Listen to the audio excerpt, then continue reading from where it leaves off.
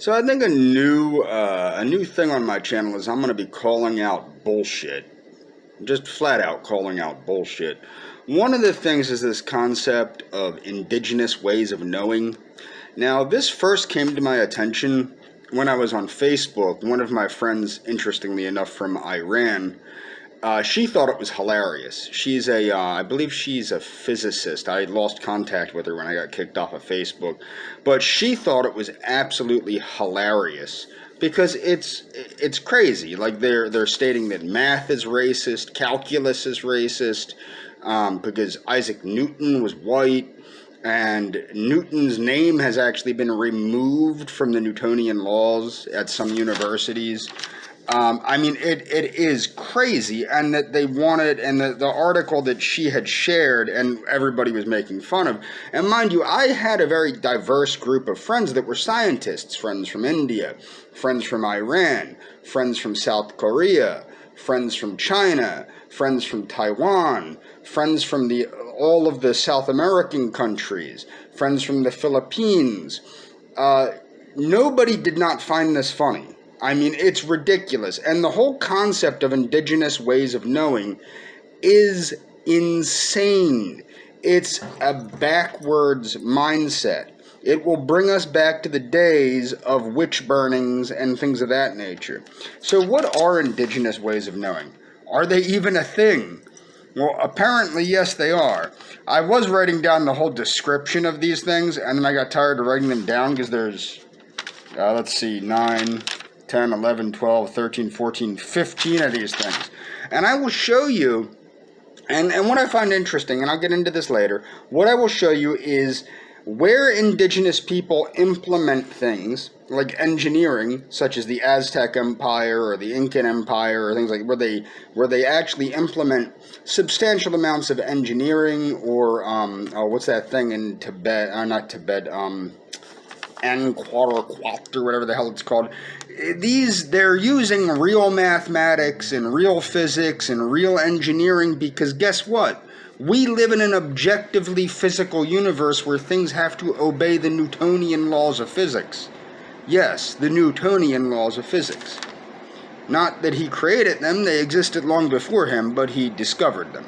Now, number one, it has to be adaptive. These are the rules of what, according to the UN, what is an indigenous way of knowing, and it will be the top link in my description.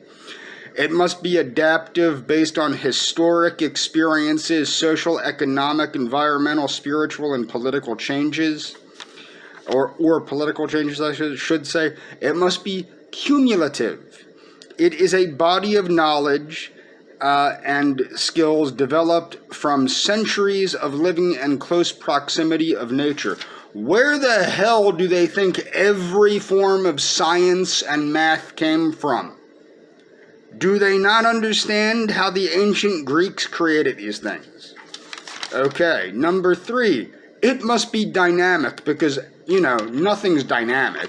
It must be dynamic. It's not rooted in a particular point in history, but has adapted and grown over millennia. It's not static. Like science. Number four, it's holistic. It incorporates all aspects of life, spirituality, history, cultural practices, social interactions, language, and healing. Sounds more like religion to me. It sounds like religion pretending to masquerade as science. And I'm going to get into this. I'm not necessarily against this. I'm going to get into why I'm not necessarily against it. It must be humble. It doesn't dictate how to control nature, but how to live in harmony with it. Now, people might find that familiar with my pantheistic outlook. I've talked about this for a long time now. But this is no different than people like Pierre Teilhard de Chardin, William Luther Pierce, Ben Clausen. This is not different from many people, or even the ancient Greek philosophers. But many people come up with this. It must be intergenerational, like, everything. Okay? It must be invaluable. It must be this is where I quit writing down the descriptions because I just got fed up at this point. It must be irreplaceable. It must be non-linear but cyclical. Now, what I want to point out here, this is actually funny. My former friend from Argentina was a professor de mathematica. She was a mathematics professor. And what she explained to me from working with Native Americans in her region is that they think very linearly. Interestingly enough, kind of like Asiatic people, they don't think so much abstractly, but they do think very linearly, is what she told me. Now, I'm going to go by her word as an education professional, as a member of the faculty of one of the top universities in the world, and as a mathematics professor, and as somebody that thinks linearly herself. I think she might be able to spot that in other people. It must be observant. It must be relative. It must be responsible. It must be spiritual. A lot of this crap just goes on and on with the same nonsense. It must be unique, and it must be valid. I'm not necessarily against indigenous ways of knowing.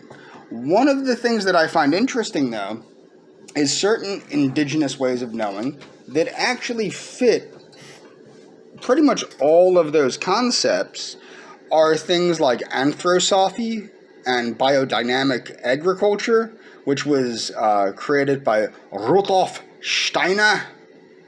Who remembers Rudolf Steiner? Okay, the guy that created anthroposophy. I don't agree with anthroposophy or biodynamic farming. I think it's hoo-ha, or it's hooey. But the thing is, what my point is you have things like European herbal practices, like that practiced by the Amish. That's not recognized as an indigenous way of knowing, but herbal medicine as practiced by indigenous Americans is recognized as indigenous ways of knowing. Mind you, yes, the Pennsylvania Dutch came to the United States after the Native Americans, but mind you, the Native Americans came here too from somewhere else at one time. So my point is the healing practices of Hexakraft, of Amish Hexakraft, it meets all of these criteria, but yet it's not explored. Okay? Another thing that I think is interesting, like I pointed out previously, when the Aztecs converted Lake Texcoco into an island fortress and all this stuff, they used methods that were being used by other primitive people in Germania or Germania, or however you want to say that, millennia before they did. Okay? I'm not saying that the Aztecs stole the idea from the Germans. They did not. It was just that, in order to do things in the real world, you have to obey the laws of nature, the laws of physics, the laws that we know through science to be the laws of physics, the Newtonian laws. Another thing is, I think that indigenous ways of knowing, when explored through the scientific method, can lead to some amazing discoveries, particularly in the field of medicine, with things like the Mediterranean diet, which I guess is bad because it comes from Europe, and things like the Okinawan diet, the rural Chinese diet, the blue zones, I think, is a wonderful way of looking at how science can unlock the indigenous ways of knowing for other people. But I mean, flatly speaking, like the article that the young lady that was my friend on Facebook shared years ago, or a year ago, I guess, maybe a little over a year ago since I've been thrown off. But what her point was is you can't replace science with indigenous ways of knowing. There's a reason why we don't go to a witch doctor to cure a toothache who casts out our evil spirit, and we go to a dentist. There's a reason that we have law and order and a legal system instead of burning people at the stake for witchcraft. You will also notice a complete absence, like I said, of European indigenous ways of knowing, whether it's Wicca. Wicca is a European indigenous way of knowing that was revived by Charles Gartner. You have anthroposophy, you have biodynamic farming, you have many concepts, the Mediterranean diet, strega, which is Italian witchcraft. You have the traditions of the Romani people. Now, I'm amazed that's not being explored, because the Romani people are a nomadic, non-white people that have been living in Europe for many, many, many, many hundreds of years. But my point is ultimately, I'm not against this as a form of the humanities. I think it's fine to explore this as a form of the humanities. I think it's wrong the way they portray it. But you also have to keep in mind, like I said, when indigenous people did things, like when the Inca domesticated potatoes and tomatoes and corn, they did so using very similar methods to Europeans. And I think that a better word, instead of indigenous ways of knowing, might be primitive or primeval ways of knowing. I mean, it is somewhat of a joke to think that this will replace science and math. I think that we should explore ways to unite science with indigenous ways of knowing. And I want people to know this. I suck at math, okay? For whatever reason, I suck at math. I think it's because I got thrown out of school in 3rd grade. That's like when I got thrown out of school, it was 3rd grade. I didn't get very much math education. And prior to that, I was in the class for the crazy kids. So I didn't get much math education. So I suck at math. I don't suck at math because math is racist. I suck at math because I suck at math. That's the basic truth of the matter is I suck at math. I don't blame people that are good at math. Like, I don't blame Asian kids that are good at math for me not being good at math. And I don't, like my friend from Argentina, she's Latina. She's a mathematics professor and an engineer. Okay? Does that make, why is she good at math? She's a brown person. Isn't math racist against her? Not only that, but she teaches calculus, a racist form of math created by Sir Isaac Newton in England. I mean, it gets to a point where you have to actually look at it and go, wow, this is complete bullshit. At some point, you have to just go, holy crap, how the hell are people buying this nonsense? And what I would like to point out is every Greek philosopher, everything that they put out was an indigenous way of knowing. Whether it's the Aristotelian method, which is the basis of the scientific method eventually, like empiricism, or whether it's hedonism, or any of these are all indigenous ways of knowing. They're just indigenous to that part of the world. The Celtic religions are indigenous ways of knowing. The Germanic concepts of understanding things are indigenous ways of knowing. The concepts put forth by Anton Drexler and Guido von List, whether you like it or not, because they were Nazis, both Anton Drexler and Guido von List were promoting indigenous ways of knowing. They just weren't what people want to call indigenous ways of knowing. And I do think that there's more to learn from indigenous cultures, but what is an indigenous culture? That's another thing. I think that is a term used to cause class and regional warfare.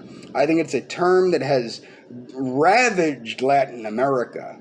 I mean, for the fact of the matter is, Latin America, I mean, they could be thoroughly united if they didn't fall for all this indigenous hocus pocus and the evil Spaniards and blah, blah, blah, blah, blah, blah, blah, blah, and the good Spaniards, and some of them think they're Spaniards, and some of them think they're not Spaniards, and some of them think they're this, and da, da, da. The more you get away from this ridiculousness, the more you can work at unifying to a proper cause. And the thing is, like, another thing that I pointed out, if you look at my lists, Ellen G. White, the prophet the prophetess of the Seventh-day Adventists, she practiced indigenous ways of knowing, completely verified by science today. And her diet that she came up with is the diet of the longest-lived people in the world in Loma Linda, California. Vegan Seventh-day Adventists. And I highly encourage people to follow the links. Definitely check out Walter Veith's videos, and check out, all the links. Follow them, read them, understand them, and realize, don't fall for bullshit.